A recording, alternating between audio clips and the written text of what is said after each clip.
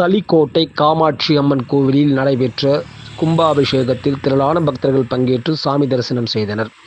திருவாரூர் மாவட்டம் மன்னார்குடி அருகே தளிக்கோட்டை கிராமத்தில் உள்ள பழமை வாய்ந்த காமாட்சி அம்மன் கோவில் உள்ளது. இக்கோவிலில் திருப்பணிகள் முடிவற்ற நிலையில் கும்பாபிஷேகம் செய்ய முடிவு செய்யப்பட்டு ஆலயம் அருகே அமைக்கப்பட்ட யாகசாலையில் முதல் யாகசாலை பூஜைகள் நடைபெற்றது. இந்நிலையில் காலை 7:30 மணியளவில் இரண்டாம் காலையாக பூஜைகள் நடைபெற்றது.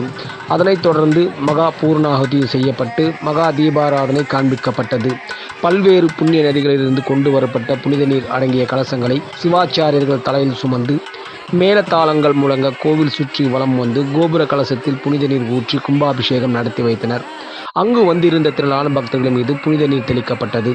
தொடர்ந்து காமாட்சி அம்மன் உள்ளிட்ட பல்வேறு சுவாமிகளுக்கு பல்வேறு வாசன திரவியங்களால் சிறப்பு அபிஷேகம் செய்யப்பட்டு வண்ண மலர்களாலும் திரு ஆபரணங்களாலும் அலங்காரம் செய்து தீபதூப ஆராதனை காண்பிக்கப்பட்டது.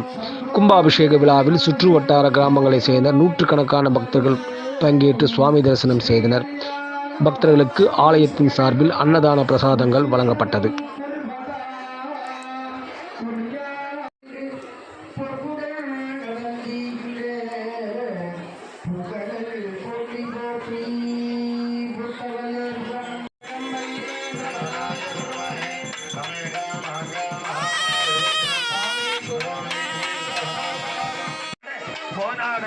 வானுலகும் கூட்டமெல்லாம் ஆட குண்டலம் இரண்டாட சண்டை புலி உடையாராட குண்டலம் இரண்டாட அன்னை காமாட்சி அம்மன் சண்டை புலி உடையாராட பெண்களாடு வினையோட உடைப்பாட அன்னை காமாட்சியே வினையோட உடைப்பாட விருதோடி என்னை நாடி வருவா என்று காற்றினை போலே பாடி வரும் காற்றினை போலே பாடி வரும் கால வீதியில் ஓடி வரும் காற்றினை போலே பாடி வரும் கால வீதியில் ஓடி